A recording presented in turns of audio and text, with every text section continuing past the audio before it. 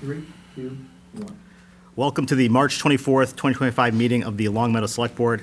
This is Select Board Chair Vineet Hemavati. I will be confirming that all members and persons anticipated on the agenda are present and can hear me. Members, when I call your name, please respond in the affirmative. Dan Zorko. Here. Andrew Lamb. Here. Mark Gold. Here. Josh Levine. Here. Staff, when I call your name, please respond in the affirmative. Lynn Simmons. Here. This open meeting of the Long Meadow Select Board is convened in person and via Zoom webinar as posted on the agenda and town's website, identifying how the public may join. There's no chat or Q&A function. All the materials for this meeting are available on the agenda posted on longmeadowma.gov. The public is encouraged to follow along using the posted agenda unless I note otherwise. This meeting will feature resident comment. For residents attending the meeting in person, please raise your hand when we get to the comments section of the meeting, and I will call on you to approach the microphone. For residents participating in the meeting via Zoom webinar format, please use the raise hand icon at the bottom of the screen. The meeting moderator will promote you to panelist, unmute you, and give you permission to speak. If you join the webinar by phone, dial *9 to raise your hand and *6 to mute, unmute. Residents who wish to speak will identify their names and addresses only. Each individual is afforded 3 minutes for comments. Please note that this meeting is being recorded and that some attendees are participating by video conference. Please remember to mute your phone or computer when you are not speaking. If anyone in attendance is recording this meeting, please announce yourself now. Okay, great. We will begin with the Pledge of Allegiance. I pledge allegiance to the flag of the United States of America and to the republic for which it stands, one nation, under God, indivisible, with liberty and justice for all.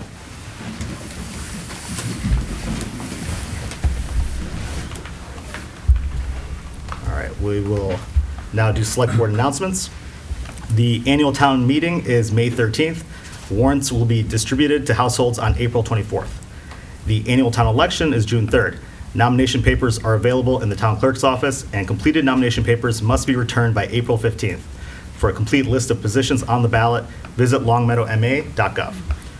The Long Meadow Community Earth Day Cleanup is looking for volunteers for this year's community cleanup on April 5th from 10 a.m. to 2 p.m.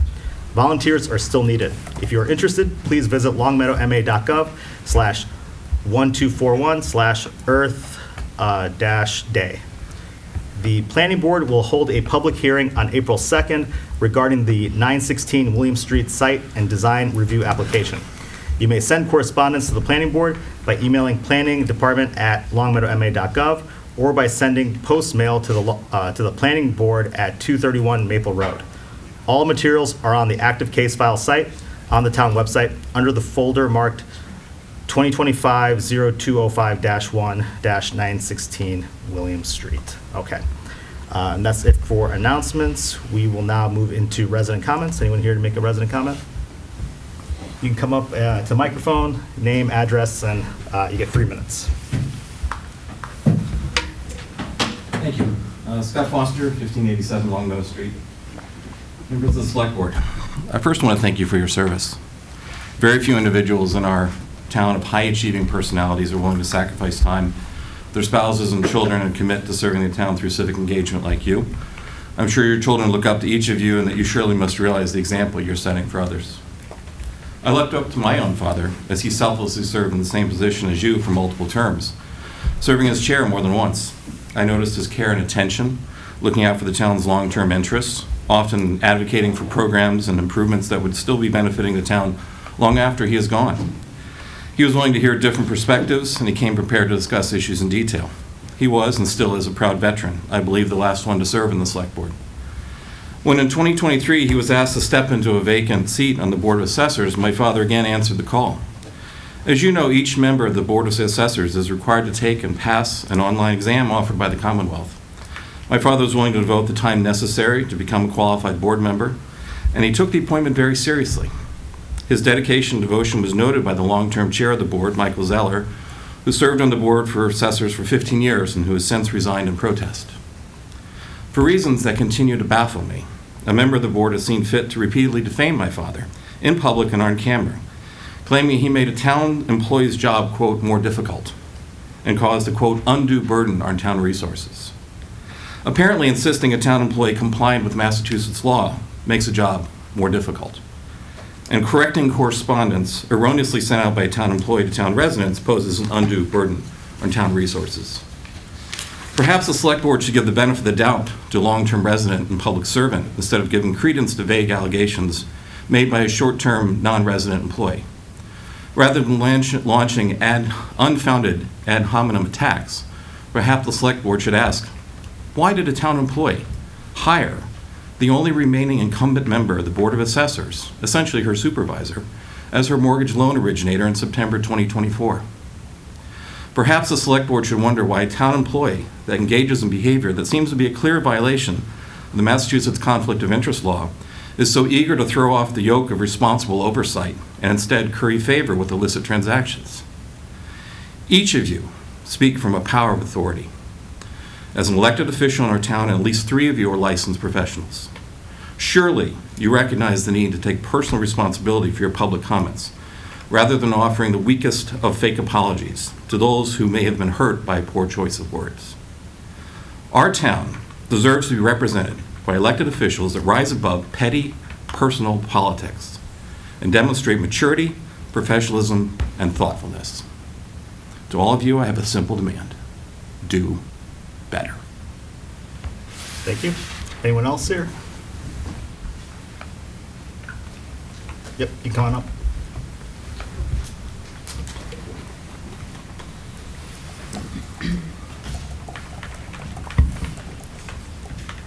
Don't worry, it's something different.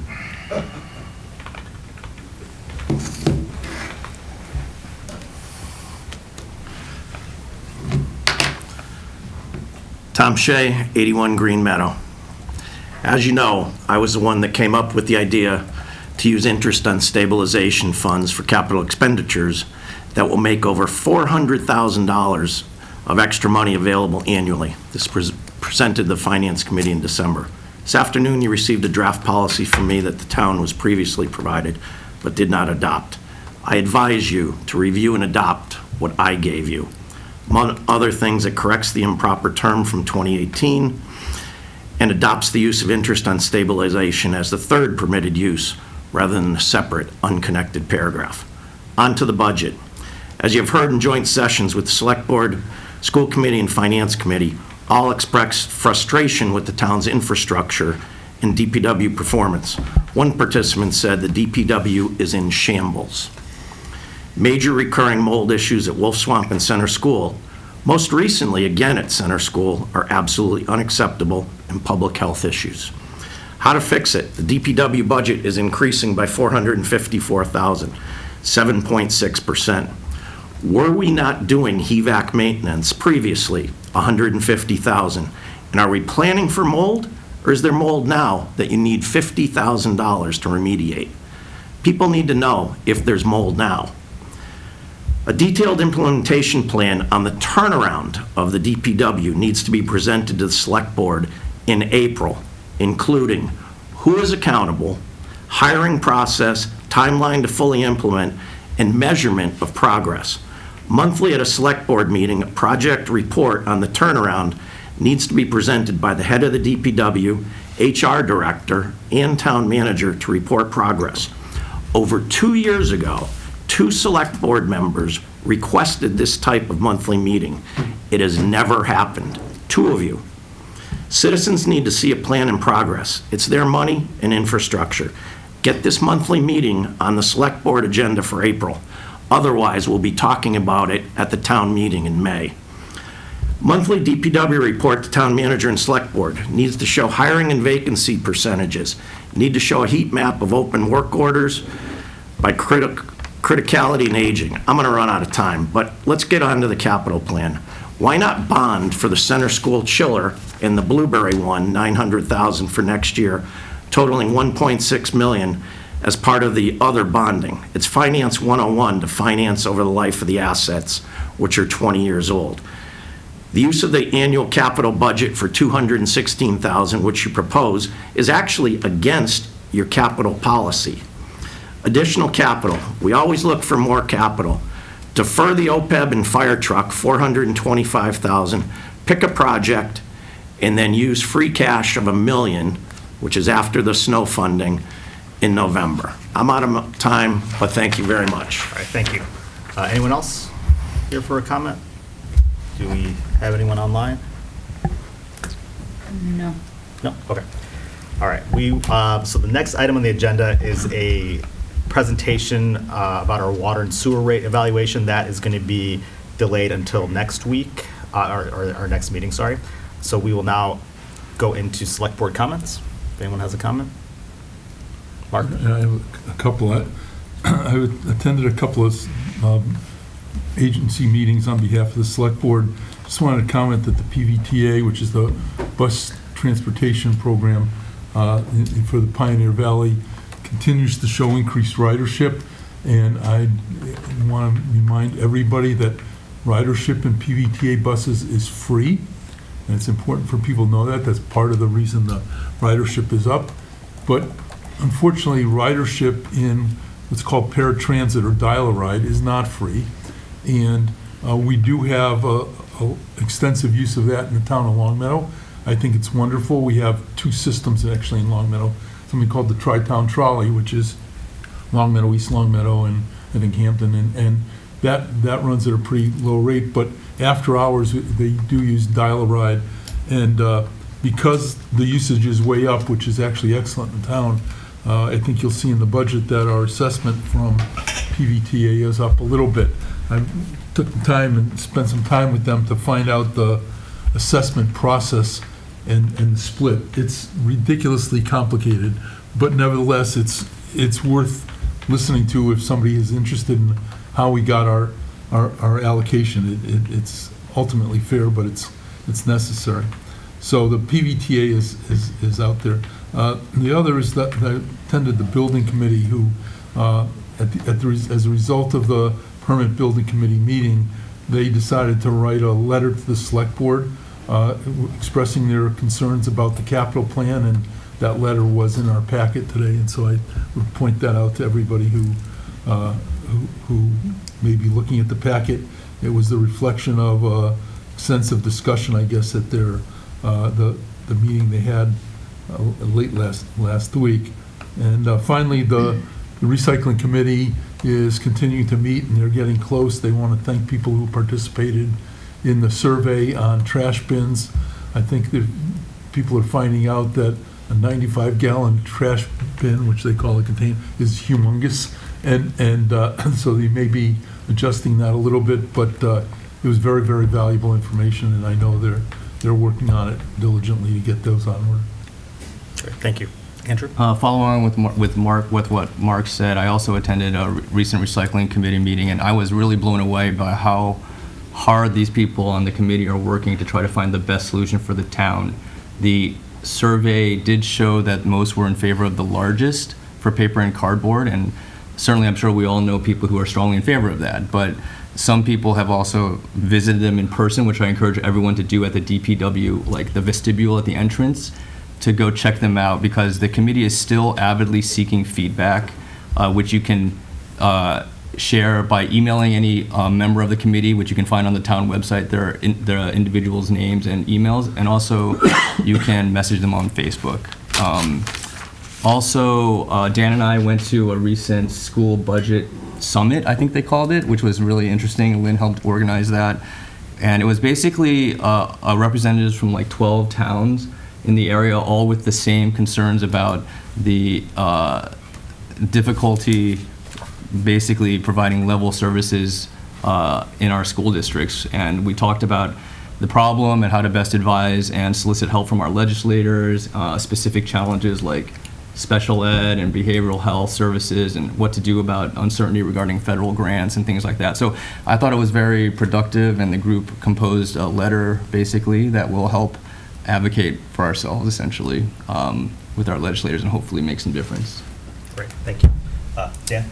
Yeah, the one thing thank you for bringing that up, Andrew. I think the one thing that I found important was really the uncertainty, especially at the federal level with the current administration, what we're talking about, potentially the impact, what it would mean to Longmeadow with like $900,000 potentially in cuts, and what that might mean to Longmeadow. And I think residents should know that, you know, Superintendent O'Shea and the Finance Director, Tom Mazza, are following this on a regular basis. So I'd like to say that we're in good hands in terms of being proactive and kind of seeing what's going on at the federal level, even though there is certainly a lot of uncertainty. We're definitely keeping an eye on how we can best handle potential cuts, so something to keep an eye on. But I did want to mention that. I thought it was also a good event to attend. Great. Thank you. Josh? I just wanted to comment on the recycling bins. Humongous is the right word. When I picked up my dump sticker, I could not believe how big it was. It will not fit in anyone's shed. It won't fit anywhere. It's absolutely massive. I wish more people had gotten to look at it before they did the survey. I think it might have changed some minds. I just wanted to mention monthly update on the middle school building committee. At our last meeting, we had a lengthy discussion on HVAC and power and the energy exchange using the groundwater. If anybody watched it, unless they were an engineer, it was very confused. It was all Greek to me, but I think clearly we have some good consultants who know what they're doing, and we're opting for a good design, I think, or honing in on it, that will use ultimately a lot fewer ground wells than was initially anticipated, so that will save some money, so that's good. And overall, it'll be very efficient. There's room for solar panels down the road, so there's a lot of, it's going to be a pretty green building if it all goes through. And also, we had a brief discussion, and you can see how things evolve as we talk. 2 meetings ago, we looked at outside designs, and there were some cool, modern-looking things, but our questions were mostly focused on how do we keep the maintenance pretty easy and cheap for long-term, because DPW is stretched as it is, and even though we'll have one building, we may have another big field at Glenbrook. So the design came back with a lot of materials that would take no maintenance. They'll put in plants. They'll be naturally low-growing, or they're native plants. So you can see the consultants and our design team working with us and evolving the design as we go. And again, I encourage people to watch the meeting. Watch the meetings every month and participate, send in ideas. We certainly listen, and I hope I would like to hear from people more before we're leading up to the vote. Now's the time to really participate and nudge things how you want along. Thank you. Great. All right. Thank you, everyone. Lynn, Town Great. Manager's Thank you. report. So as I mentioned at my last report in the beginning of March, the natural grass versus artificial turf study has been completed. The public presentation is scheduled for Thursday, April 3rd at 6:30 p.m. at the Adult Center. A link to the full study is available in my town manager report, and it's also on the homepage of the town website. The town's municipal aggregation plan has been approved by DPU. Good Energy, the town's municipal aggregation contractor, is going to solicit requests for proposals from energy suppliers in late April 2025. Negotiations will then take place with the expectation for the new plan to go live in August of 2025. Leading up to the go-live date, there will be a substantial amount of education for the community. And linked here in my report is a recent release from Division of Local Services, who was sharing PARAC's January 1st, 2025 list of retirement boards by funded ratio. This is a statewide list that was prepared. The chart that I have linked in my report shows the top 5 funded retirement systems and the bottom 5 least funded retirement systems. And sadly, the Hampden County Regional Retirement System, of which we're a part of, ranks number 5 in the lowest percentages at 54.7% funded. We're joined in that category by the City of Springfield, Fall River, Worcester Regional, and New Bedford. And so you can review that entire report. It's linked in my study, or I'm sorry, the study is linked in my report. That's all I have tonight. Yeah, go ahead, Mark. I'd just like to add to what Lynn said about the Hampden County Retirement Board, that it's the 5 lowest. They analyzed 99 different pension plans throughout the state, Also in that report, and why I think it's worth looking at, is the projected date at which it will meet they will meet their funding requirement.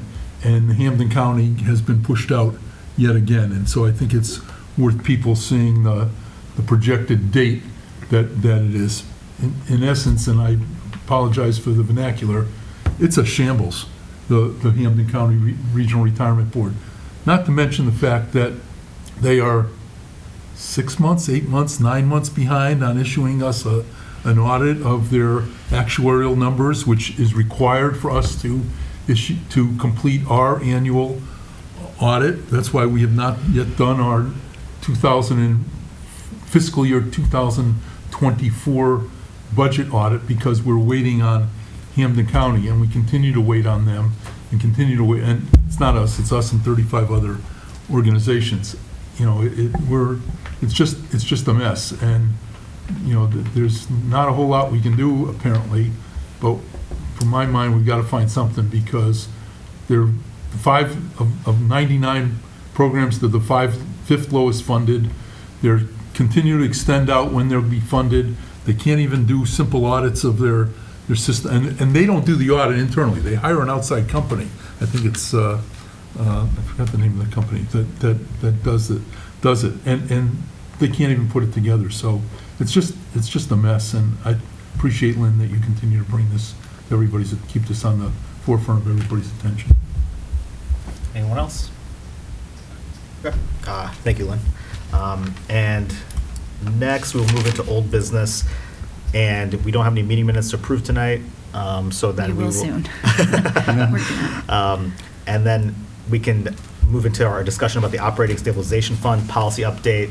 The policy that reflected our discussion from last meeting is attached to the agenda. Hopefully, we can get a vote on this tonight, but any comments, questions about this before we maybe vote on this? Josh? I guess the only issue I would see is, are we comfortable with not having language in there, what happens when we do get above 10%? And I think it's moot, and based on our discussion last time, for the most part, because we can stop moving money in, and the interest rates have to go really wild up for it to really be an issue. So if we're comfortable with it, I'm okay with it. I just wanted to bring it up again, since we didn't address that. Yeah, I think what we ended up saying at the last meeting was that would be just a separate discussion that we have, and Ian and maybe the finance committee, we're going to look into how okay. Maybe some ideas for how to handle that. I think that's a very interesting discussion to have. I think we were having so much trouble just getting through the basic matter at hand that we basically said, let's just talk about that another time. I felt it was kind of moot as well, because at any point in time, anyone could have a 2/3 vote at the town meeting if we needed to use the money for something. I also want to thank Mr. Tom Shea for coming up with this idea to present to the finance committee, essentially. I think that it's definitely created an interesting thing for them to put forward, and I think that it's definitely an interesting use of funds that I think we've all gone on board with. Mr. Shea did provide a lot of edits and such, and that's not what we have before us. I personally am comfortable in general with what is here, I think it just definitely, rather than kind of continue to debate a lot of the minutiae, some of which I kind of brought up last time. I think at this point, it basically accomplishes what we generally, the consensus, I believe, agrees with. So I was happy with what's here. Okay. Anything else? I'll move we amend the Operation Stabilization Fund policy as listed on the agenda. Second. Any further discussion? All right, all those in favor? Okay, great. Next up, we've got the town manager's FY 2026 budget presentation. Thank you. I know you got to juggle a lot here. Yeah. Let me get the PowerPoint up here.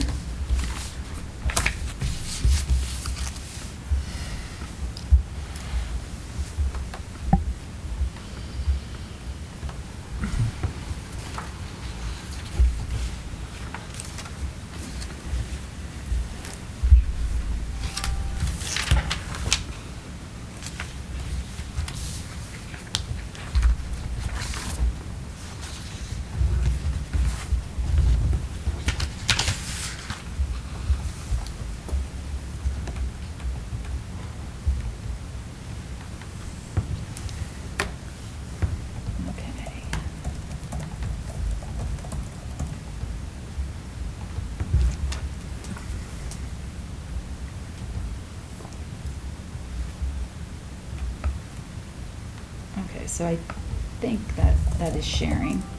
Okay.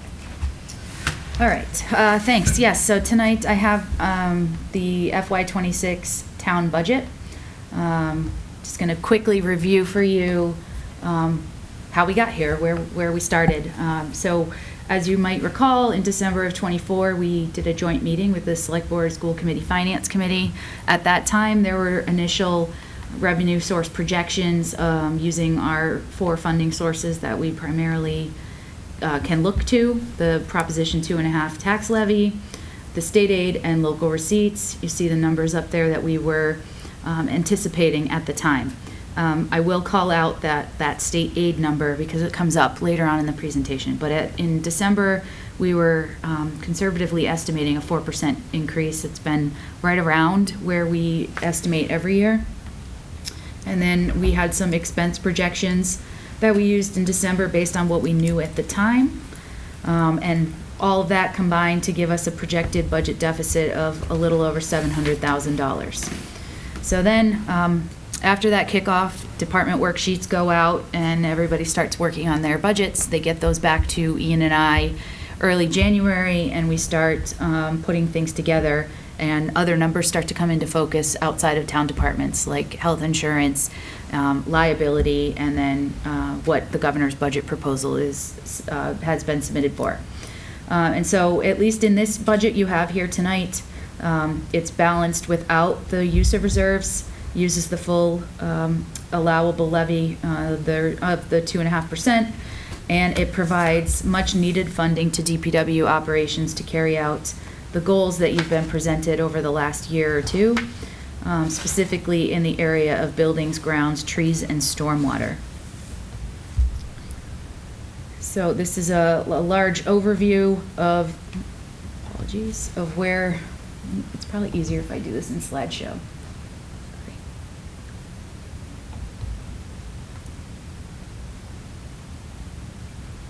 Okay, sorry about that.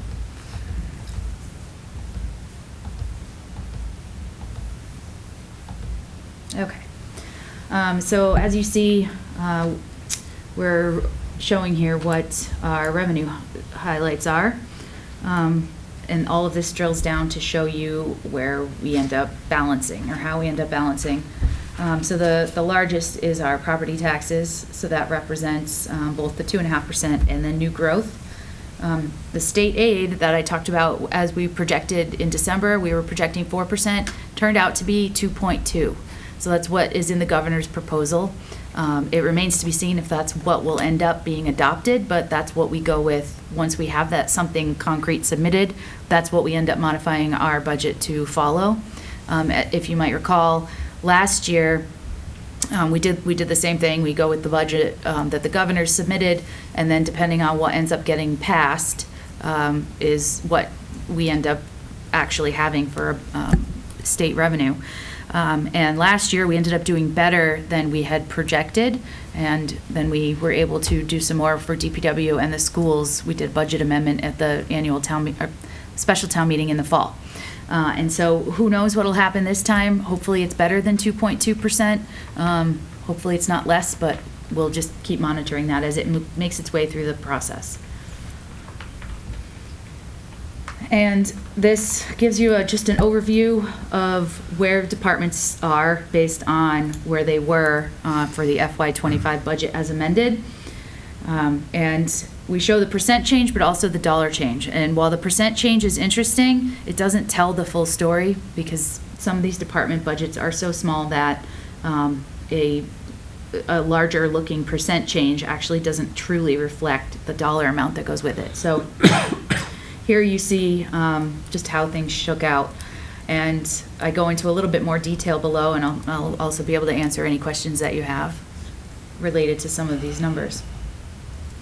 So the big notable items in this budget, and while this top bullet here is not necessarily a dollar amount notable item, it does have long-lasting implications. So this is related to the new curbside residential trash and recycling contract. We go out to bid for a 5-year contract. We just did that. It's what we've been talking about with the new automated bins for recycling. The new contract for '26 has this cost savings over 25, so over our current contract. And while it's not a lot, switching to automated collection does offer us substantial savings in all of the out years as well. So that is an important investment that saves us money over the long term. Other small investment is an increase to the Cultural Council. Every year, this group comes and asks me for additional money. They receive more applications than they have funding for, and these are direct programs out in the community. And this year, we were able to do a pretty substantial increase for them from the $2,000 that they've seen over the last 4 fiscal years to $5,000. And so that will go a long way for them to be able to offer programs in the community. One of the significant cost savings actually in our budget this year, or this coming year, is the Scantic Valley Regional Health Trusts, our health insurance. It was a 4% increase. We were originally projecting 7% in December, so we were able to save some money when it came in at 4%. But the biggest highlight here is the fact that most of our other communities that are outside of Scantic Valley have double-digit increases, anywhere from 14 to 19% in health insurance, which is driving a lot of the conversation you're seeing related to school funding falling short. Because if your health insurance numbers are going up that high, you're not able to fund your largest budget expense, which is generally your schools. So we are very fortunate that Scantic Valley offered the 4% increase because we are not having to go after departments to help make up a difference in that. With this budget, we're also able to put more funding at OPEB than we originally thought we would, but I will call out that it does not meet your policy. But it is an effort, more than we were able to do last year until we made it up at the fall town meeting. So this is at least a better reflection of what we've been able to do than what we've been able to do in the last couple budgets. And one of the big budget drivers you'll see in the public safety increase was the fact that both police and fire now are absorbing 100% of the regional dispatch cost assessment. So the grant was a 5-year grant. It trickled down from the first 3 years being 100% supported by the state to 50%, then to 25%. This is the first year we're at 100% on the town's footing the assessment. And so we split that between police and fire budgets. So that's a pretty substantial increase for those budgets. That's why you'll see that number look as high as it does. So the one that I feel most positive about here is that we have been able to make a pretty significant investment in the DPW for the 26 budget. You had been presented with various reports over the last 2 fiscal years, one of them more recently regarding trees. And you'll see that we have almost 24% increase in the tree budget. We're able to add money to take care of some of the trees that need to be removed and or just cleaned up. And then we're also making a significant investment in tree planting to replace some of the shade canopy that we've lost over the years. We're also able to add for turf management. So this was actually going to build on top of what we were able to add last year. So we're incrementally making improvements to that line item to actually try to reflect what it really is going to take to maintain our fields to the standard that we expect them to be at. Same with athletic fields. So that's a pretty significant increase in grounds. Building maintenance enhancements, while we have been able to make some significant improvements there, I will say that it is just a drop in the bucket. Our buildings need a lot of work. And so we're starting here with funding HVAC services through a contract. We have been unsuccessful in hiring an HVAC person for almost 2 years now, and we are going to contract this out. And if we are able to eventually hire someone, then we can scale back on that contract, but we do need the funding there in order to make sure this work is getting done. And then remediation of organic growth is a new add this year. Over, I'd say, at least 3 to 5 fiscal years, we have had pop-up situations of organic growth in buildings, not just school buildings, but town buildings as well. It is turning into a situation that we just need to be responsibly prepared for. Between the changing climate and some issues with HVAC systems off and on, this is just a normal business practice now that we need to get ready for responding to. And so this is an effort to have funds available to respond as needed. Some new requests in DPW are fence repair and playground maintenance. So these are ones that arguably should have been in the budget for ever. They just should be standard items in a DPW budget. They have not been, and so we're actually able to do that this year. We have fences all around town that there was no funding mechanism to make repairs or replacement to. This will start to address that. And then playground maintenance, again, when you invest in assets like we have, you have to maintain them. And we did not have a line item to do that maintenance called out, so we are making an effort to do that here. Lynn, are those two for materials, or is that for contracts? It could be either, but here it's going to be for materials. We don't have contracts in place for either of these. So that would be DPW staff that would make those repairs? Hopefully, if it was something larger or more specialized, we may contract it out. It may be more cost advantageous to do that. And then new staff positions. So we have positions added in the areas of operation foreman, maintenance custodians, a couple more laborers, and a clerk for the DPW to handle the workload that's coming in. We've noticed that that's been an issue over the years with not only responding to calls, but also inputting work orders into the system and then tracking them, and then just providing just basic administrative support to the divisions there. So some of the challenges we had, as I already spoke about, state aid came in lower than we had originally projected. Another issue is that the school committee request came in at 3.2%. In this budget, I am only proposing to fund it at 3%, which is an $81,000 difference. I do want to point out, though, that the school committee request, whether it's the 3.2% or a 3%, is a reasonable request. The school committee is grappling with a lot of challenges in rising costs that they do not have control over. I spent the entire day today at a joint Ways and Means Committee public hearing that was all about education funding and local aid, and we are very fortunate that we are not facing a lot of the challenges that many other communities around us are facing, between the health insurance number and the fact that we do not pay for busing to the extent that many of these other schools do. We fare much better. And so I do want to point out that although I'm not able to fund their budget at the 3.2%, even that request is not out of the realm. And so I really thank the superintendent and the assistant superintendent for the work that they've done to maintain the school budget in the parameters that they have. And I do think that this is something that we're going to need to keep close watch on and be strong advocates for at the state level, because we do need a fundamental change in education funding, because it's going to rely more and more on cities and towns unless we do have that change. So enough on that topic. Just pointing out that while I am making a significant recommendation to improve DPW funding, it is not the full extent of what DPW does need. In order to get us there, I think we're going to have to chip away year over year, but this is a big step in the right direction. One of the other challenges, and you'll see this in our other conversation that we'll have, relates to aging infrastructure. And so I know you all know this, but the ARPA funds have heavily subsidized the stormwater utility. And those funds have gone away, but the work needed to maintain and improve our stormwater infrastructure has not gone away.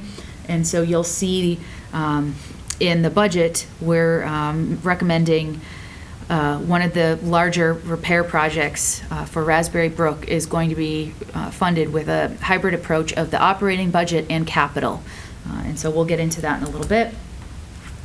One number that continues to climb, and it's not keeping pace with what we're able to fund in the budget, is vehicle maintenance and vehicle replacement costs. So this is the second year in a row that the fire department has exhausted all of their vehicle replacement funds mid-year and have had to go to the finance reserve fund and make that request.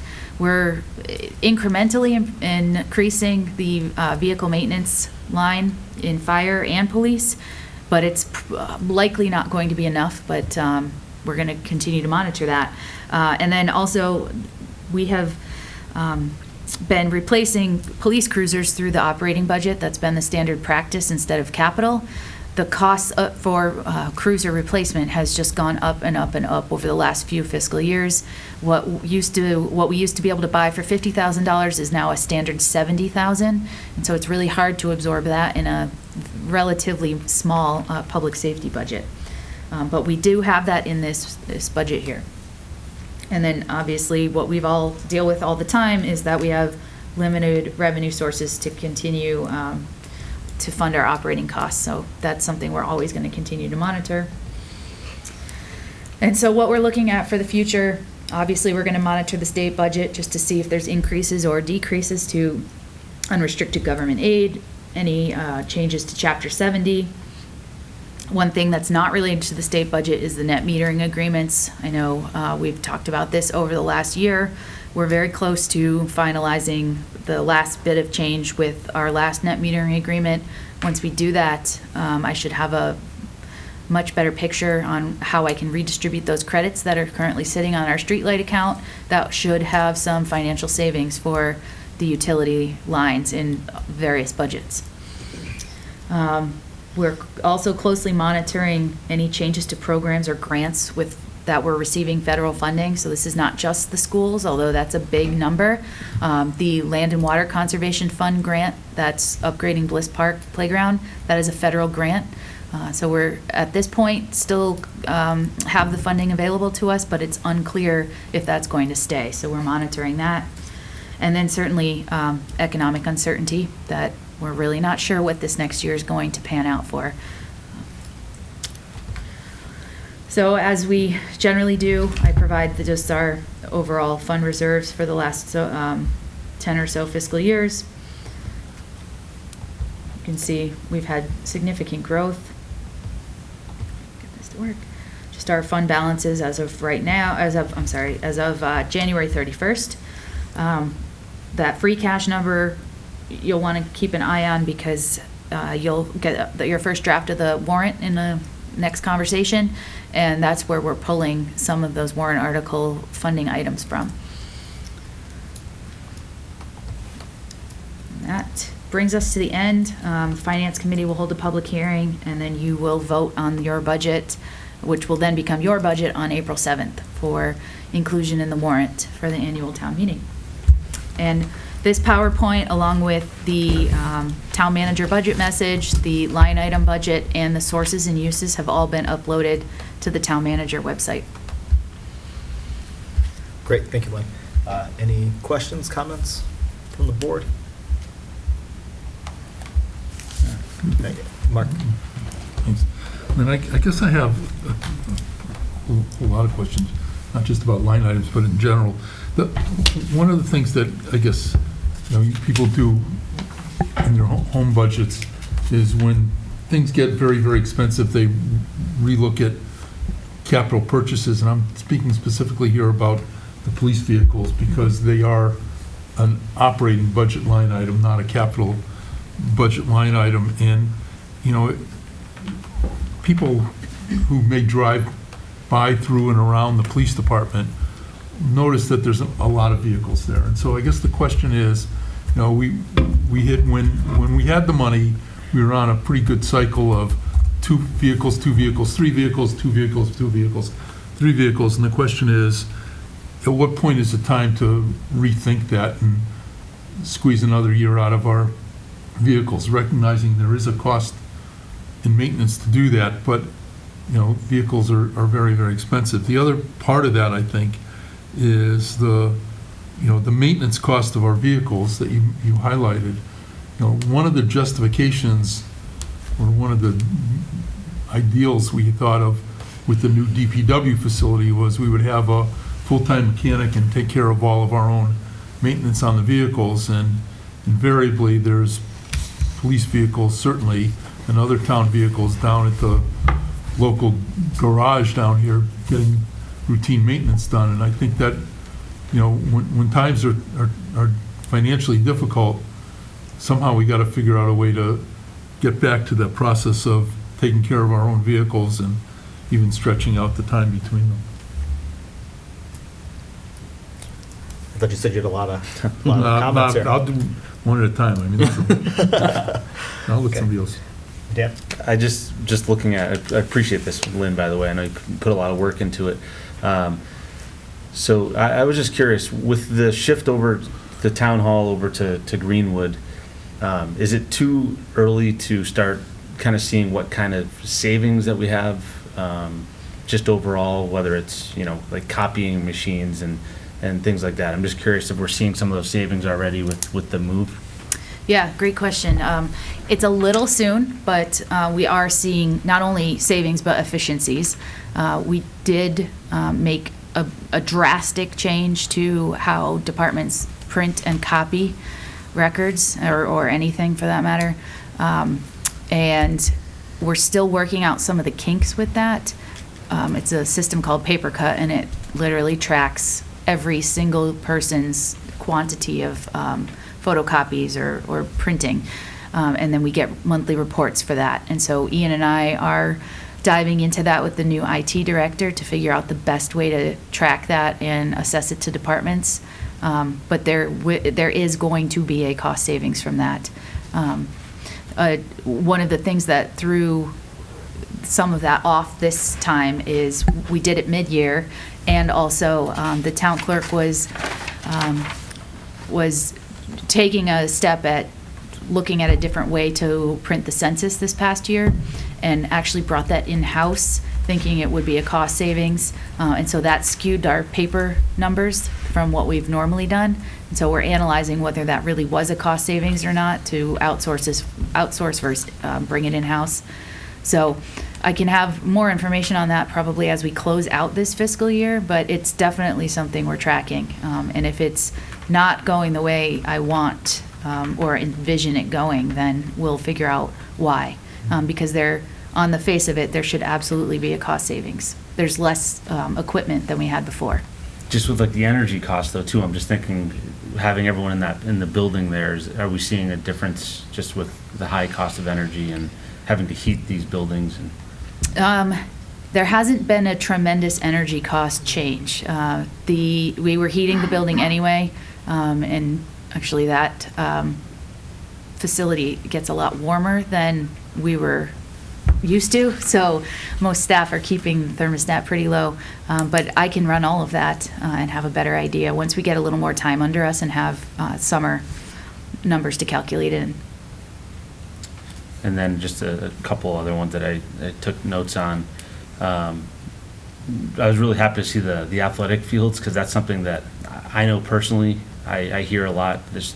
Our fields are in bad shape. Obviously, Wolf Swamp Field's excellent, but there's other fields that need a lot of help. So I'm glad to see that we've increased those items, as well as ongoing maintenance for our playgrounds too. That was in my opinion, never really should have been a contentious issue in the past with some members of the finance committee, but I'm glad that we funded that, and we're gonna move forward continuing to fund that. So, thank you. Josh? I have some line item questions. I'll start on the first page. You had town council, the request was 64,000, and it was actually 48,000. I understand that is an increase on the monthly retainer. Why was there a $64,000 request in the first place? When we did the original budget projection, there was discussion about them, our town council needing to increase their rates. The workload was more substantial with us than they had originally anticipated, and so the retainer was going to go up. Luckily, the retainer didn't go up as much as we had projected in December. And then just a couple lines down on the increase to fully fund the legal budget. I know we've recently had a few legal matters come off our plate.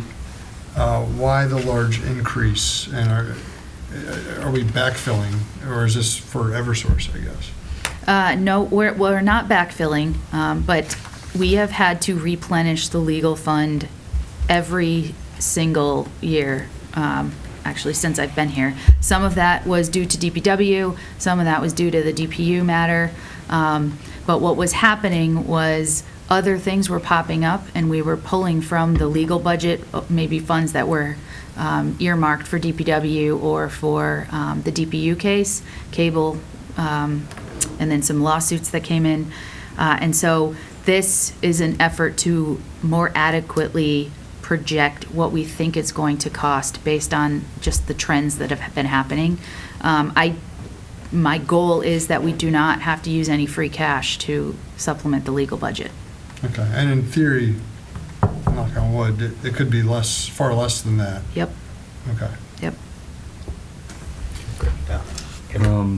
Thank you, Lynn, for putting this together. I thank you also for sitting with me earlier this week, literally letting me torture you going line by line.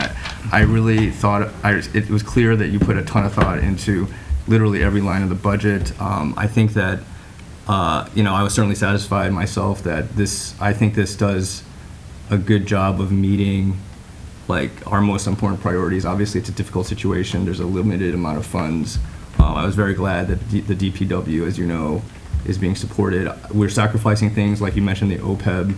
I'm certainly hopeful that in the fall that could be, supplemented as well. So thank you.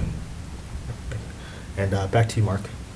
Great. I was gonna, if you don't mind, Lynn, just go through some line items, and, Yeah. and I guess that concern me. Many of the questions you did answer, but, like the DPW clerical, I assume that's the clerk that's being added, and things like that. But there's one thing, traffic control, pretty substantially, $15,000 on a $25,000 budget.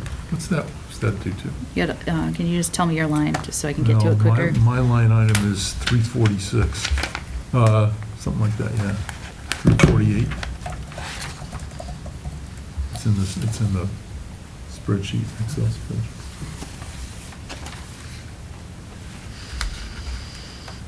Yep, I got it here. 346 on mine. Yes, so this is the literally our traffic control devices, our intersections. This is this is accurately reflecting the contract that we have for some of that signal maintenance, and also repairs that have been needed. The costs of those repairs have actually been staggering, and some of the spots in town you may or may not know do not work. Specifically, the Bliss and Longmeadow Street intersection, that's one we've talked about quite a bit in terms of our traffic and roads advisory group, and DPW needs more money to maintain what we currently have. Okay, thank you. In the DPW, you've shown an increase, this is line 408, in utilities, and after your comment about the, again, unknown, but the settlement on our distribution of net metering, wouldn't it be more likely that our utilities are going to stay level as a town, given all the credits that we can put in there? This remains to be seen. So the cost right now is going up. Based on what the departments submit to me, what they know right now is the cost goes up. They're not privy to the entire conversation on the net metering agreement changes or how the credits are going to be distributed. So when they submit a budget, it's based on what they know. It's possible that this line 408, the utilities and the grounds maintenance department, will be the beneficiary of a lot of those rewards. I don't know yet. But they are not the heavy utility user. And so I think moving forward, I would be targeting those those credits toward our higher energy users. Maybe you can just explain for the people at home, I think I understand where the credits are and how they're going to potentially benefit somebody in this town. Yeah, so this is a multi-layered project here. So we have net metering agreements. We are buying solar energy credits, and they were being applied to the streetlight account. The streetlight account previously was a pretty high energy user. When we had the high-pressure sodium lights, we swapped to LED lights, and so our energy use went down significantly. We were still purchasing the same amount of solar credits, and they were being applied to the streetlight account and not being able to be used because we were not consuming enough power in order to apply those credits to. And so credits have amassed on that account, and in the meantime, we've been working on modifying our net metering agreements to cash out one of the agreements that we have, and so we will no longer have credits being applied to the account. It will literally be in the form of a check that's sent to the town. I'm not going to get into all the nitty-gritty we're still working on in terms of disbursement of that check. But what will then happen, once that agreement has been modified, we will then go to Eversource, who lets you one time redistribute credits out from one account to as many other accounts as you want. And so we will take that opportunity, that one-time opportunity, to figure out what our credit balance is at that point in time, and then distribute it out to the various utility accounts, both town and school side. And then we're going to, myself, Ian, Lisa at the DPW, and our new energy manager are going to sit down and figure out what makes the most sense in terms of distributing those credits. Thank you.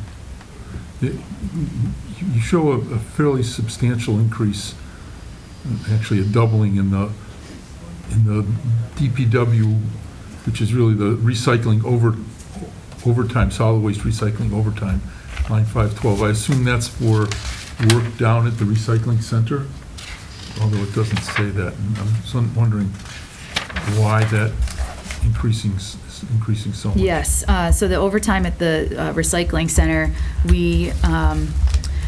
this is a couple different things, but the primary driver is that we have had significant staff turnover down there. And when we have staff turnover of recycling attendants, we have to force overtime for our general laborers or others in the DPW division. And so that's why you see that going up. The last year, this FY25 budget, they did not have enough funding in overtime to cover the cost. So this is to more accurately reflect what it takes to actually run that facility. Is there a commensurate increase in our sales of recycling stickers to cover this? I mean, No. I guess the next question is, should there be? You know, should we be covering, you know, and it's kind of a rhetorical question, but one would think that would happen. Anyway. So, and the other, you know, just a quick comment about OPEB. My concern about underfunding OPEB is that we don't find ourselves in the same situation that the Hampden County Retirement Board is with funding the retiree pension plan, that we're on a path to fund that, and I think we need to stick on that fund, and I appreciate that it's something easy to cut because it's not immediately available, but as I said at the last meeting, there's 8.3 million or something like that in the OPEB fund that could spin off some substantial amount of money, and it'd be a shame not to fund OPEB because, you know, it's we save a few dollars now and it costs us a few plus dollars down the road. So I think it's a concern I think we should all have. The last thing, Lynn, is I'm very conscious of staff additions here that seem to make a lot of sense, but I guess I'd like to know how we're making sure we don't add to the hole that we're digging for OPEB and retirees for staff and new staff. In other words, are we fully funding their full cost, or are we just funding their salary and immediate benefits? Because a person hired today may cost us a substantial amount of money down in the retirement plan, and it'd be ideal if we said, you know, somebody we're hiring today and we're paying them X dollars per hour, we have to put aside Y dollars into an OPEB fund specifically for them. Otherwise, we just are falling behind every time we hire somebody. So to answer that one, no, we're not putting aside funding for when we make a new hire toward their OPEB, other than what we're doing in our OPEB contribution. Anything else? Just real quick, in terms of the local receipts, so it was around 172K. Are there areas that jump out just compared to other years? And just wondering, I like to see when our receipts are up, of course. I'm just wondering, Yeah, let me get like, to what's that. driving that, you know? Yeah.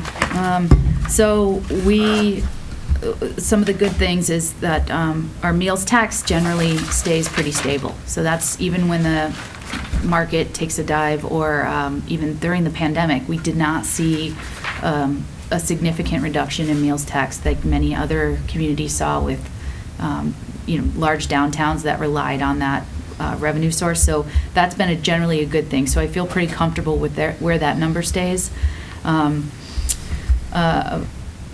The ambulance receipts, that number has been growing year over year over year, and that's one Ian and I and Chief Rigney carefully watch.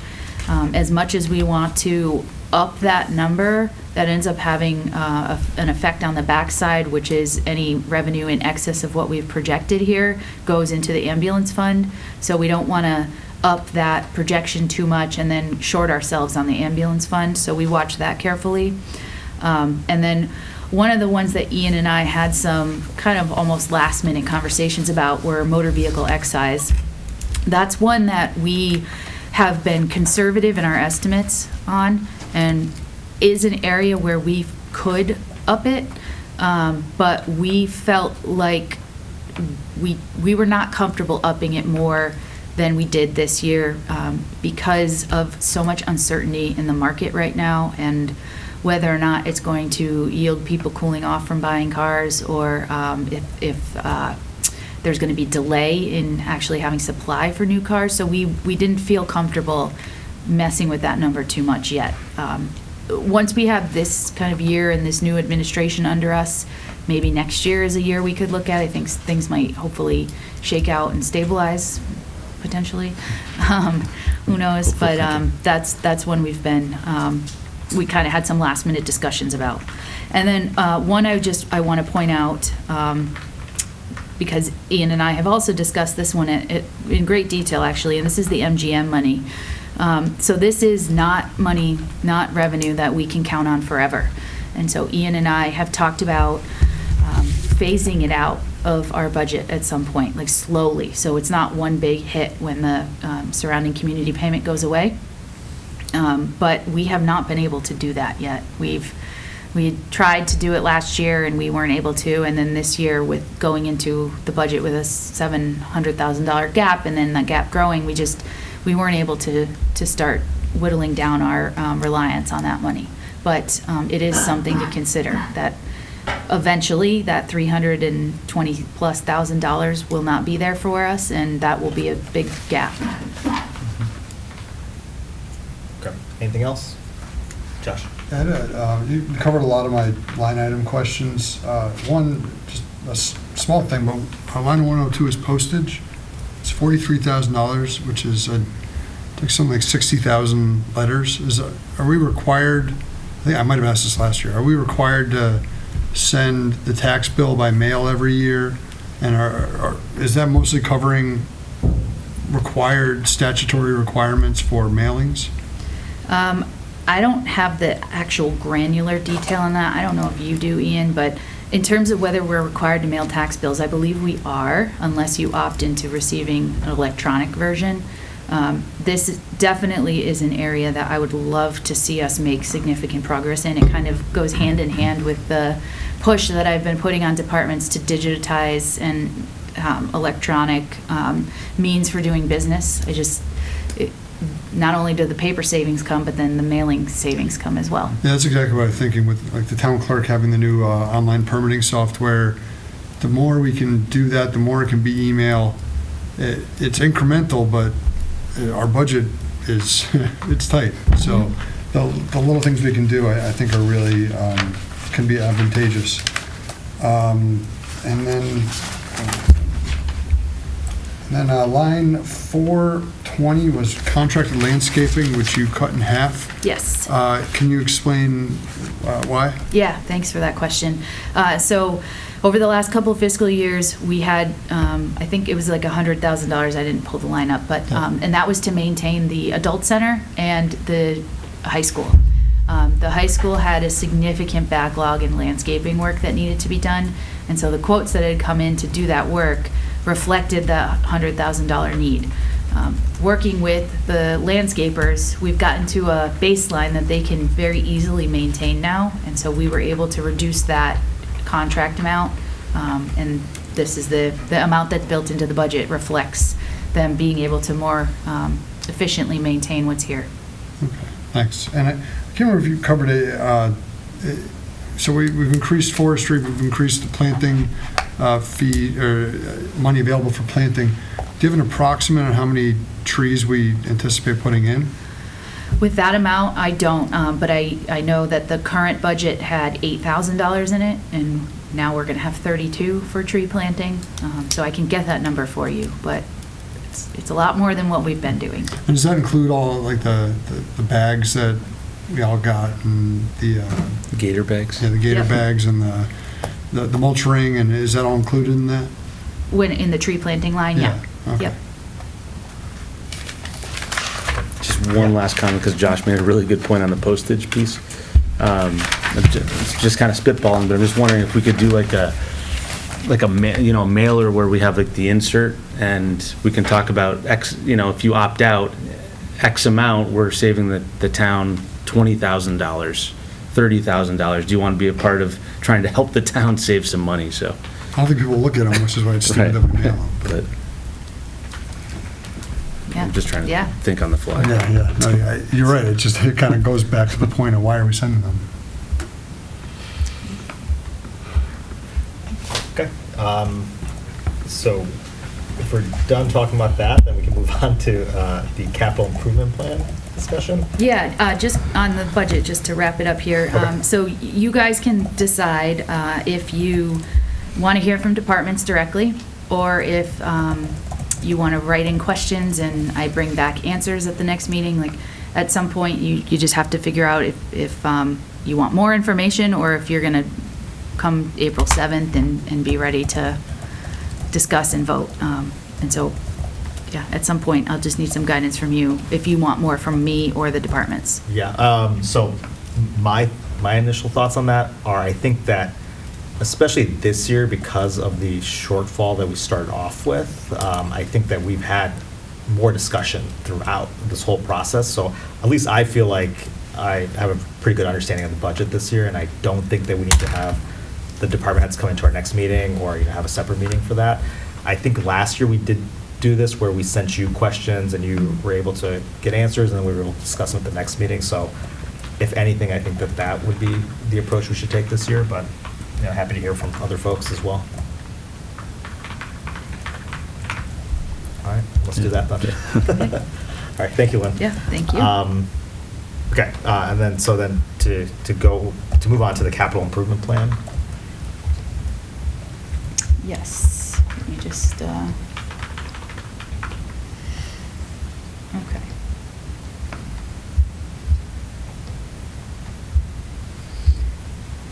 Do you want me to put this up on the screen? Might be helpful. Sure, yeah, that'd be great, thank you. Okay, so, we've done things a little differently this year with capital, and it ties hand in hand to the budget, as it normally does, but this year more than usual. I'm just trying to figure out which makes more sense to bring up for you. So let me just touch on a couple things. Attached to the agenda is the Capital Planning Committee's recommendation. So they were supposed to present to you at the last meeting, and we didn't get that. I did reach out after the meeting, and they did send me something, so that is linked here. And then we also have the memo from the Permanent Building Committee, as Select Board Member Gold mentioned during Select Board comments. They did draft a memo to the Select Board encouraging you to consider the police department building needs, if there were additional funds available, or as you looked at the capital budget. And so why this is coming up to you, never mind the fact that you need to actually adopt a capital plan, is that the budget for FY26 is balanced essentially by a reduction in the capital plan. And the reduction is mainly attributed to the funding mechanism for the chiller at Blueberry Elementary. And so instead of an outright purchase, as I originally proposed in my capital plan that I submitted in December, we have decided that the best approach to take would be to bond for that chiller and use the debt service use the capital plan to pay the debt service of about $216,000 for the next 5 years out of the capital plan. We're still able to tackle the same number of projects that I had proposed in December, but just a different funding mechanism, and thereby reducing the overall capital budget to help us balance the budget overall. So I will bring up here what that plan looks like.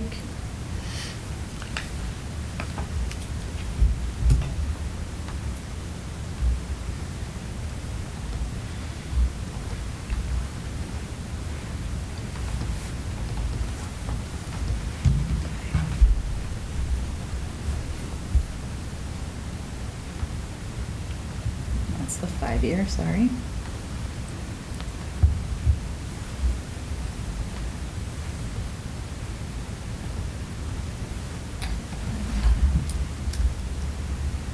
And while she's bringing that up, can somebody just refresh my memory? When we requested that road work be bonded, did we not also suggest that the bond payments for that come from the capital plan? Yes, and it is. So in here, it's that supplemental road is the bond payment and not just more work on the roads? I just... Yeah, sorry. That's what it is, that's fine.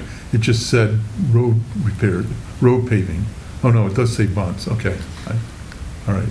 Sorry, it looks like I attached the 5-year plan twice, so let me just get the other plan that... So I'm reading the same thing you are.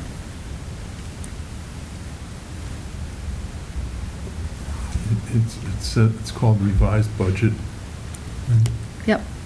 Yeah, so if you look under line 50, the road paving, that $350,000 Okay, covers that's the bond. the debt service Okay, on the thank you. almost $2 million bond. Yeah, that was my question, because I thought previously that number was like wasn't it like 400,000? Or Yes, so we would try to fund as much as possible in the capital Right. plan, because that's Right, what so we were we're- doing with Chapter 90. But, so we're able to, I was able to reduce the capital allocation for roads to just cover the debt service. I mean, we could, if you, I mean, it eventually becomes your capital plan. So if you wanted to move some of this around, you could. If you wanted to go up to 400, you then just have to cut 50,000 from somewhere else to make it all balance. All that would do is escalate your debt service payment. So, that $350,000, is that a 15-year bond then for the roads? I don't know what you, we just, bids are due Wednesday. Yeah, so as soon as the bids come in and we evaluate them, then what will happen is Ian will start all the work with bond counsel to figure out what's the best plan to put forward. Right, but if we're borrowing $5.2 million and paying back $350,000 a year... Yes, he did some projections last year to The get bond's this. going to outlast the roads. No. Ian, when you did these projections, when Sean presented this plan in, I feel like it was October, you had something then. I'm pulling it up. if it was unplanned, but I believe this is. I think it was also in the town meeting article warrant. Yes. The explanation talked about it as well.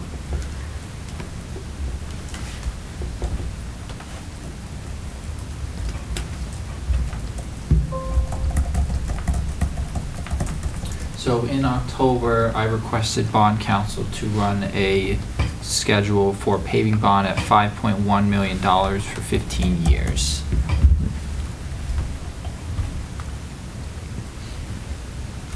This would give us an annual principal of about $350,000, and then total principal of interest of about $532,000.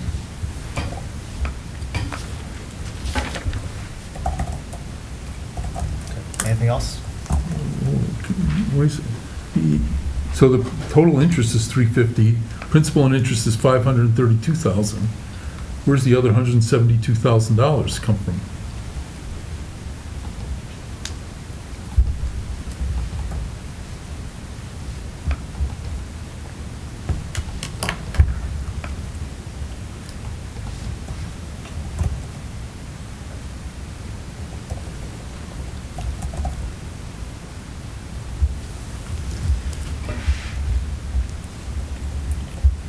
Sorry, I was pulling No, this that's up, fine. but so it was. The question is, the total principal and interest is $532,000 on a 15-year bond Right. for the road paving. And Mark is asking where the additional $150,000 comes from to service the debt. If the capital plan asks for $350,000 from the general fund to fund the road paving. And I believe the answer would be that it would come from the general fund for the additional $150,000.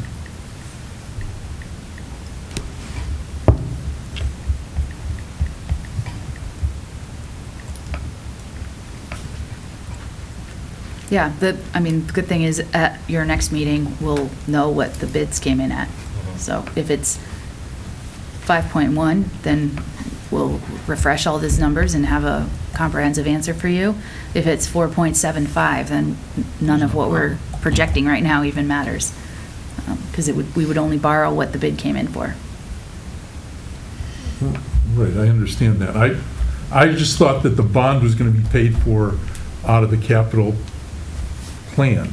And what you're saying is only the bond interest is paid for out of the capital, not the capital plan, out of the capital fund, that 2% of our, 2-point-something% of Well, our. this was a sample run back in October. No, I hear you, Ian. I'm just saying that, are we, it just says that what Lynn's got up there, that $350,000 under general fund road paving, should that not be $532,000? Right, and I I think. mean, it will be what it'll be. Yes. Is what your point is. And so a lot of this it's our best guess, right? So when the capital plan gets prepared, it's a best guess at that point. We haven't gone out to bid yet. So this 350 is just a placeholder. Next year, it might need to be 475 or something to start making up for that difference that you're speaking about. There's a lot of unknowns as we Right. put this together. I get it. My concern is that a 15-year bond for road repairs seems to be a very long period of time. I thought we were in the 5 to 10-year range for, name a road in this town that's lasted 15 years. I mean, we're going to be paying this bond when the roads are still, we're going to be still paying the bond when the roads need to be redone again. So we can look at a 5 or 10 year. Well, it's going to be that Yep. much more expensive, Yep, obviously. and then what are we cutting? So it's. Right, I understand that. I'm just saying philosophically, I think the select board needs to get on board with, are we going to bond for 15 years, or are we going to bond for something less than 15 years for roads? That's all. And I'm not suggesting, other than my opinion is, 15 years seems like a long time for roads. Yeah, I think when we talked about this, when we had this discussion, I think the number we were saying we put towards this was 750, somewhere around that. So that would be, less than 15-year. If I may, bond. I can read from the article. The town annually funds road work with MassDOT Chapter 90 funds approximately $480,000 a year and capital improvement funds ranging from $340,000 to $740,000 a year. Yeah. I mean, I think at this point, with the bids coming, or due on Wednesday, let's get that, and then we can have this discussion at our next meeting. Well, I guess beneath the question we ought to ask, or, advise is, will Ian be talking to bond counsel about a 15-year bond or something shorter than, I'm not arguing when, I understand. The bids are gonna come in what the bids come in at, and we're gonna try to bond all these projects. Hopefully we can get them all done and then some, and we'll find out what the cost is. The question is, the cost has two factors to it. How much, three, how much you borrow, what the interest rate is, and the length of and the term of the borrowing, right? And we're gonna find out how much we're gonna borrow when the bids come in. The interest rate, our bond counsel is gonna tell us what they get for bids, but we can adjust the term, that's all. Yeah, and Ian, can you bring back different options? Of course, yeah. This is what I was. The only other thing that I think of that we would have to do is amend Article 7 of the special town meeting, where we appropriate the sum of $5.1 million to pay for these costs. No, So- we can spend, hopefully we'll amend it downward to pay Well, for right, the cost. right. But that article says nothing about the term of the bond or even Correct. the interest rates of the bond, which we can control. So if we have to amend it, hopefully, I'm expecting to amend that downward, but who knows? That was the plan, right? That we're gonna get favorable bids because the timing to go out and the number we go, right? I don't think we have Josh. Yeah, and you didn't read the whole warrant article, I pulled it up, it's silent as to funding sources or where we're applying it. And to remember, if I can remember correctly, we can't pay principal out of Chapter 90 and interest out of here, correct? Right. Correct. Okay. Yeah, Chapter 9, we gotta spend on.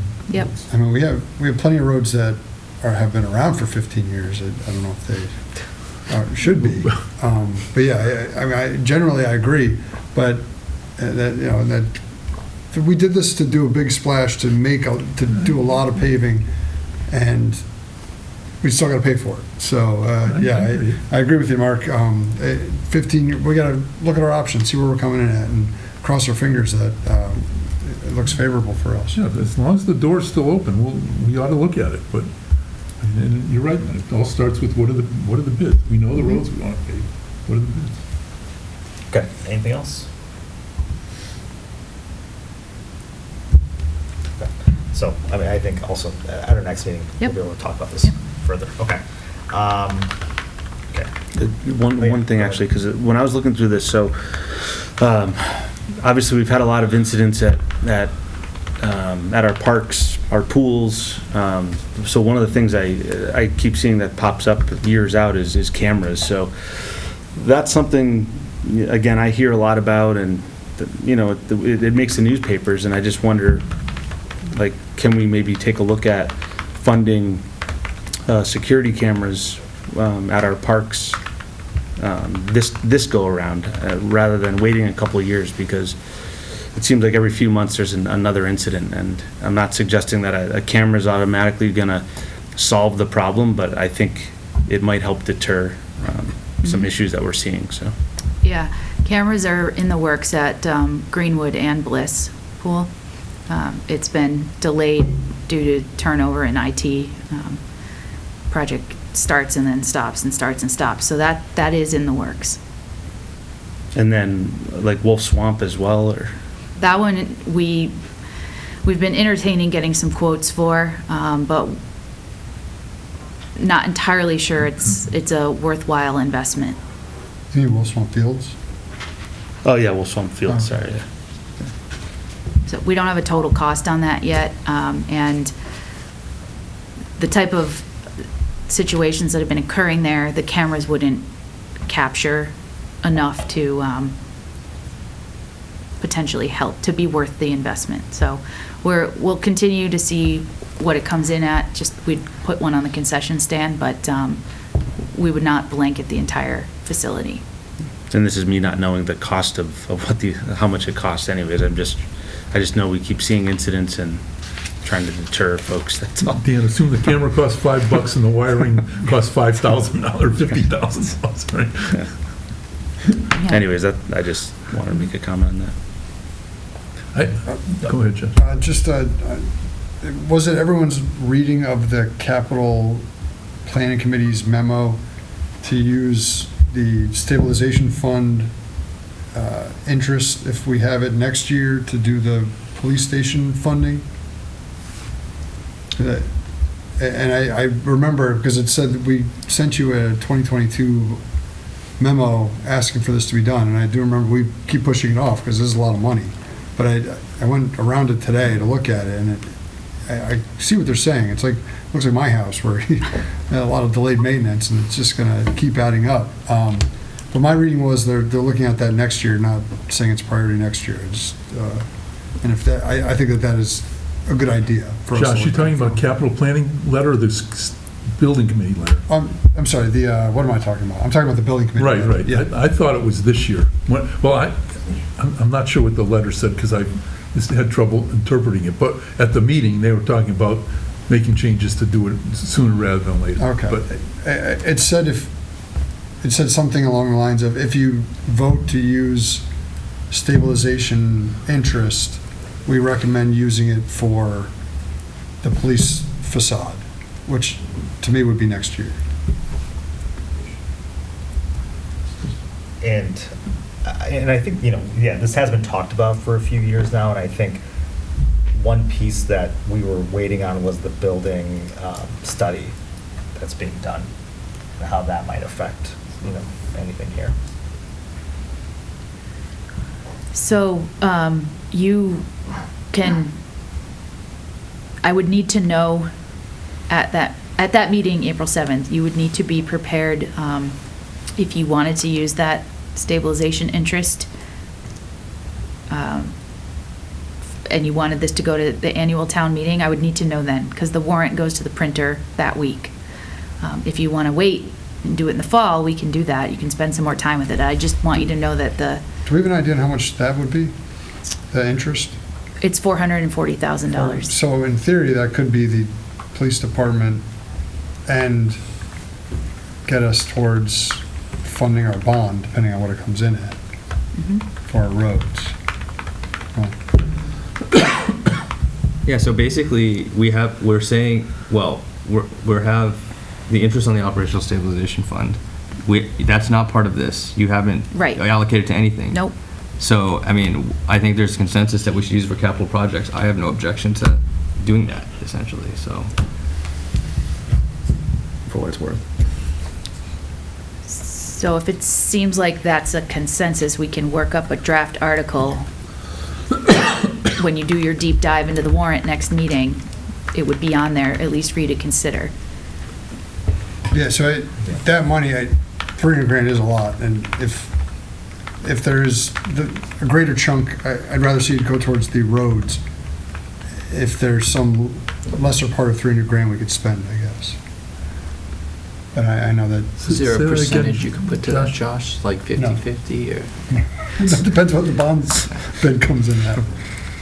Wouldn't we rely on Lynn and the permanent building committee and the capital planning committee if we just tell, what are your priorities, as you've already done, essentially, here's the interest on the operational stabilization fund, what would you suggest we use it for? Clearly, I don't know how much exactly it would cost to do the police department, but that could certainly be part of it. Andrew, I answer your question by saying, take the capital planning, the plan that Lynn has proposed to us, and add the amount of interest from the stabilization fund, which is about $440,000. And reduce and go to the chillers? No, and say, and what else would you do, recognizing that the 350 number may have to be adjusted up or down? Yeah. Okay? And then, is there money still left over for another project? And the recommendation of the building committee is that it be the police building facade, or police facility facade. But you may say your recommendation is something else. Right, after you get more information especially. Yeah, I guess, So, Ian, that's a better answer to your question about percentage. Okay. I think we should fund the paving bond first, and then left over, we can see where we're sitting, which I guess isn't much of a change from now, but we're gonna have Something to work a with, bigger yeah. chunk. Right, I guess the question is, Lynn, if we add $440,000 from of interest from the stabilization fund to the capital plan, are we gonna pull operating revenue of $440,000 out of the capital plan to go into the operating budget? Because the intent, or are we just gonna be able to expand the capital plan? And I thought the intent was expand the capital expenditure recommendations of the town Yeah, by that's that amount of money. right, because the budget that I presented to you, Uses no. right. Okay, fine. That makes sense. Yeah, I think, I think I agree with what was said, that maybe some options for priorities that we could fund Mhm. at our next meeting. Yep. Would be great to have. Okay, anything else on this? Yeah, but Benita, just comment that it needs to be, I won't say discardable, but it needs to be variable, because there's no guarantee we're going to get a 2/3 vote at the town to approve the expenditure of interest from the stabilization fund. In other words, it you mean it needs to be optional. optional, whatever the name, Yeah. the word is. Or right. it has to be. It can't be an essential, like, we can't bank on something we really need to happen. Right, Okay. I agree. Which is what the policy is too, that we just adopted tonight, basically. A non-recurring, right? No, he's saying we may want to do something, but if it doesn't get 2/3 vote, it's going to fail. So Come on, we be can't positive, do would it. We you? can't do something that we Be positive. absolutely need to happen. Yeah. If we really need something to happen, it'll be in the budget, obviously. Yeah, So- I'm sorry, yeah, I don't think I explained that well, but, yeah. Yeah, that's right. Okay, anything else? All right. Thank you, Lynn. Yeah. Okay, so now we will move into the annual town meeting warrant review. So there's a draft that was provided. There are, a good number of placeholders that's still in the works. So I think, at least for tonight, hopefully everyone's had a chance to review the draft warrant. Tonight, I think, instead of going line by line and, through this whole thing, if there's anything that's jumped out to you guys that you think that would be good for us, that needs to be edited or discussed, we can talk about that. Or also, Lynn, if there's anything that you want to draw our attention to as well for a discussion. Sure. The only thing I would draw your attention to is that I did make edits to it today. A new version was uploaded this afternoon. It tells you at the top when it was last updated, so there's some additional ones in there, and some things have been reorganized just a little bit so it flows like prior years. Two ones that were added were, from what you may have looked at over the weekend, were an article to authorize the select board to serve as the MLP board, and an article to rescind a vote, a prior vote from 1988 regarding preliminary elections. I'm still working on the exact language on both of those. A lot of this is still a work in progress, as you've seen, but just so you know, those topics have been added. Quick question. Yeah. There are 5 spaces for citizens petitions. Are there actually 5 citizens petitions, or There just- are. Okay. Thanks. Do they always go towards the end? Yes. Okay. Generally, you guys can reorder it any way Right, you want. And we moved up the Right. the middle school vote last year. It was zoning before that. Yeah, I think a lot of the stuff on here have been, items we've discussed throughout the year that have come up. And then also some, exciting things that I think were good to see on here finally. I know that one thing, I think, that, there are 2 firefighter or fire department related Mhm. articles with the overtime that's needed, and also the the vehicles and the engine that you touched on earlier. And especially, I think the overtime budget one, the explanation on there is important for, I think, Yep. for people to see about what's been going on. Anything else that, from the review of these articles that you all saw that needed an edit or needed discussion? What is the, rescind the adoption of Chapter 5 in 1988? So in 1988, the town adopted a special act to require nonpartisan preliminary elections 28 days from the annual town election. Luckily, we don't have a lot of preliminaries here, and so this has not been one that has been closely tracked. This is a rarity in the state. We are one of the only communities that have this special legislation. We've been encouraged both by Elections Division on Town Council to get rid of it, and this year alone, we're seeing why we need to get rid of it. The turnaround time from a preliminary to our annual election is incredibly short. It's why we had to move our annual election date, because our preliminary at that time was lining up with town meeting. And also, the charter requires the timeline to withdraw your name from, sorry, I just got distracted. The charter requires a certain amount of time to be able to withdraw your name from consideration. That date is like 4 days before the preliminary election. And so it's causing a problem for us to actually be able to have ballots ready. And so this is, there's, every time we turn around, there's an issue with this special legislation. 28 days is very small. The state is 35. That extra 7 days makes a big difference. So does this put us to the state default, so we would still need preliminary elections if we have more than 2 candidates for every slot? Or do we go back to not having preliminary elections? I need to research that a little bit more. I'm not entirely sure which one it is. I just know it's better than what we have right now. Because judging by how many people pull papers for select board, we're gonna have a preliminary. If this everyone year. turns them in, yes. Yeah. Okay. How many people have turned them in, by the way? Do we know? As of, what is it, last week, it was 1. Just me, I guess. I don't know, I just know 1 person. Yeah, when we had this discussion earlier, I thought it was just about the length and not necessarily doing away with a preliminary. I remember talking about this, but I don't Special remember. legislation. Yeah, so this special legislation calls out the 28 days. Yeah. The state provision on preliminaries is 35, no sooner than 35, I think. Ours is so specific, it's 28 days exact. It's not no sooner than 28, no less than 28, and we have really backed ourselves into a corner with this. So we can't get rid of the preliminary because the state. Because we adopted it locally.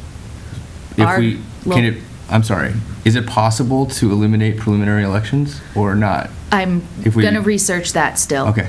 Based on Josh's question, I don't know what happens when we get rid of this, if we default to the state, which is the 35 days, or if we just don't have them in general. I don't want to speak out of confirmation yet. Yeah, if with there's a that. way to not have them, that I find them rather, I think they're onerous, I think they are expensive. Yes. $7,000. So I think that it's like, yeah, if there was a way to include elimination of it and put it before the town, I'd be in favor of that. Yep. I will have more info the next time I come back to you. Okay, anything else on the warrant? Okay. All right. We can then move on to the zoning bylaws. So these are just bylaws that need to be referred over to the planning board. This is just procedural. Correct, yes. And you've already seen, you've at least seen the ADU one when Corinne brought this to you a while ago. Planning board has been tweaking it and now has a final version. That's what you see tonight, but it now needs to formally be referred back to them to start the clock on their public hearings. I move that we refer section 315-17B accessory dwelling units to the planning board for review and public hearing. Second. Any further discussion? All those in favor? Great. And then, Lynn, do you want to talk about the LCTV satellite studio update? Sorry, I We need have you to another do one. this. Oh, sorry. Yeah. I move that we refer section 315-15 floodplain zone to the planning board for hearing and review. Second. Any further discussion? All right, all those in favor? Okay, great. And now the Okay. Yes. LCD satellite. Thank studio you.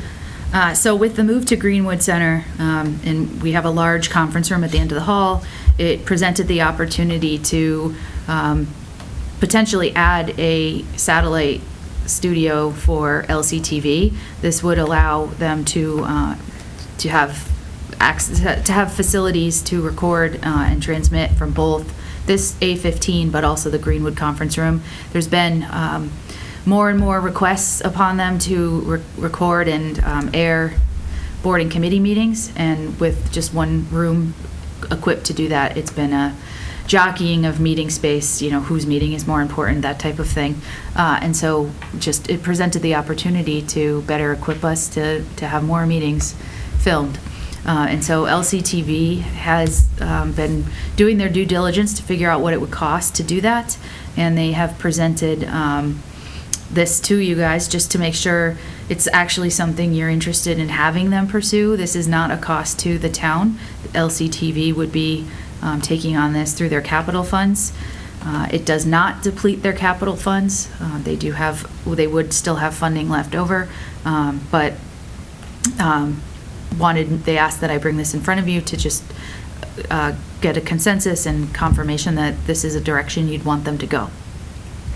Okay, great. And then the total we're looking at for this is $46,889? Yeah, something Is that like that. correct? Let me. Yeah. It's whatever that quote was that I attached. I'm pulling it up now. Great, yeah, I mean, Bless you. I think that this sounds like a good idea. I think that we have this other great space, we have this opportunity to have technology there, and LCTV, they've done this work of looking for quotes and also are saying that they're going to fund it, and if there's buy-in on their end, I think that that's great, and I think that this is something that I would like for them to pursue. Yeah. Well said. Where exactly would it be, the studio? I mean, at Greenwood, but where? Yeah, In the building, I'm trying to. It's not going to be as robust as what they have here. Right. And so they're going to have a small footprint. We're still yet to decide exactly what they need, but we want to accommodate them if they can make this happen. And they're wiring up the room that's got the big seal in the back? Yes. Okay. Is there other wiring or other needs that should be done there while this project's going on? And obviously, it's not coming from them, but I'm just trying to see if Yeah. it makes sense. No, we've pretty much done everything we need to do there for what we use it for right now. Excellent. So, Lynn, if you recall, on the contract that we approved last year, do they have to run these capital expenditures by us, and we're supposed to review the budget? But is this a requirement? That is a good question. I would need to familiarize myself with that operating agreement to know for sure. I'm familiar with it, but I don't remember off the top of my head.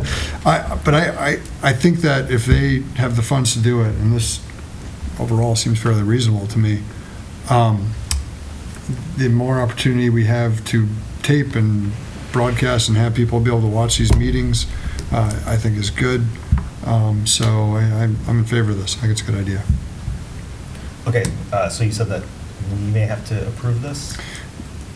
No, I guess we could vote to, just in case. I don't remember. We're supposed to have, not approval of the budget, I don't remember exactly what it says. We're supposed to see it, but Yeah. it's not really our budget, right, Lynn? Right, It's- yeah, you're supposed to have at least an annual presentation, just to, here's Yeah. what's happening, here's Because what's going on. it's our residents' funds, but it's not our budget. This isn't our money. We couldn't choose, I don't even know if we can say yes or no. I just don't remember. But we may want to vote on it just to give cover. Yeah, okay. Mark? Yeah, I think it seems to me the intent of this is, this room's not adequate for true public hearing or public meeting, and, so the question is what room is the most appropriate to have other meetings in that you'd want to have televised? And in the past, I know we've gone to the Business Technology Center for a couple of meetings and other things, and I have no problem with the back room of Greenwood Center, but if there's other rooms in town that are higher priority for public meetings, I think we should at least suggest those if they're available. I don't know what they are or where they are, but if that's not why we're suggesting going to the, I'll call the old cafeteria, I guess is the area, right? In Greenwood Center, then where would we want to see a televised So are public you hearing? saying, weighing the benefit of a larger space versus the benefit of a second location for whatever, that might be beneficial? I'm saying the in an benefit of a emergency? second location beside here, Right. that would make sense to have, LCTV put their resources in to televise from. I think that room is much more akin to where, when I appear in other towns, that room is much more akin to what I see, the way it's laid out. I think for anything beyond that, I don't see where we wouldn't want to permanently wire another place, I think. If we did have something like that, I think the business center or a high school gym, if it's a really big one, I think that they seem to have the apparatus to do that. So I think the only place it makes sense to permanently wire at this expense would be there. That's fine, John. I just didn't want us to say, oh, yeah, let's go there Oh, and then yeah, find yeah. out the better place is, Yeah. one of the middle schools or elementary. The old police room where you had your meetings. Wherever it might be. I mean, maybe Josh should include in the new middle schools someplace for LCTV to transmit. Blow up the plan. Don't add another factor. And I pulled up the agreement, and we get periodic reporting is the idea annually, showing year expenditures and budget prepared by an independent CPA. That is really to present to us, and we review it, but I believe that's it. Okay. All right, so we should give them some kind of direction here on this? Yeah, even though we're not approving, I think we should probably vote to say, yeah, good idea. Yeah. That's the place. I'm trying to see how Tracy worded it in her email. So Lynn, there would be like a studio, like they have a studio here, and then the other room, like that lunch hall or that other space that I don't really know what we want to call it, but So the idea is that the Greenwood room at the end of the hall, Yeah. the former lunchroom, is the large meeting space. Whether they have a little hub in that room, or whether they're in the kitchen space, or if they're in the mail room, we're still working all of that out. Gotcha. It's not going to be as big as what they have here. Right. So even if they do end up sitting in the same meeting room, in a little workstation, it can still happen. yeah, I just think of all of the seniors that are at the adult center, and I think it'd be it's a good location. I mean, just other opportunities for folks that are already in that space at the adult center. If there's an event going on there, it's accessible. Oh, you mean to come to the Greenwood? Yeah, to go to Yeah, to sure. go to Greenwood from the adult Yeah. center, and there might be opportunities with LCTV that they're going to present there, and I Yeah. think that's a good thing for Yeah, our older population.